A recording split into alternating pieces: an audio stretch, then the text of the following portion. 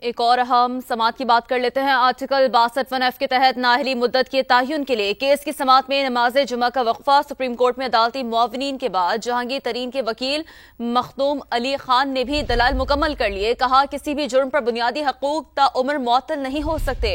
Chief justice ने remarks दिए, कागजात नामजदगी में कितने ग्राम सोना है ये तक पूछा जाता है। बीवी की अंगूठी बताने का भूल जाने वाला भी ताहयात नाअहल। ऐसा इम्तिहान किया पूरी दुनिया में कहीं अरकान पार्लियामेंट के लिए है? तो आर्टिकल 62(1)(f) के तहत नाअहली मुद्दत के तयन के लिए केस की समात में नमाज जुमा का वक्फा लिया गया है। सुप्रीम कोर्ट में अदालती मुआवनीन के बाद जहांगीर तरीन के वकील मखदूम अली खान की जानिब से दलाइल मुकम्मल किए गए और कहा गया कि किसी भी जुर्म पर बुनियादी हकूक ताउम्र मुअत्तल नहीं हो सकता। बात करेंगे, सुहेल रशीद हमें ज्वाइन कर चुके हैं। सुहेल रशीद, बहुत ही अहम मामले पर समात है, बड़े ही अहम दलाइल भी दिए गए वकील की जानिब से, बताइए।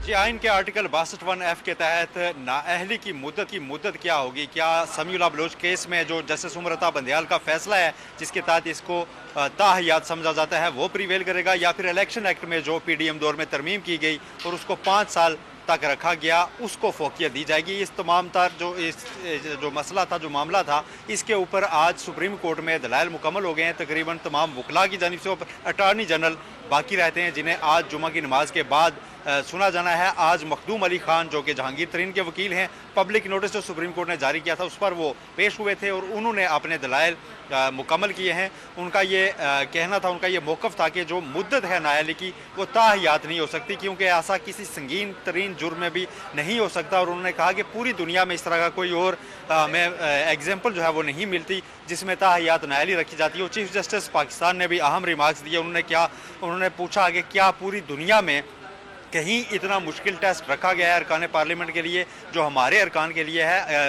इलेक्शन के जो कागजात नामजदगी हैं उनमें तो ये भी पूछा जाता है कि आपके पास सोना कितने ग्राम है। तो अगर आप अपनी बीवी की जो पहनी हुई अंगूठी है उसको भी लिखना भूल जाएं तो ताहयात नाअहली कैसे हो जाती है? जबकि दूसरी जानिब जो लोग मुल्क को तबाह कर देते हैं वो भी 5 साल के बाद दोबारा आकर अहल हो जाते हैं इलेक्शन लड़ने के।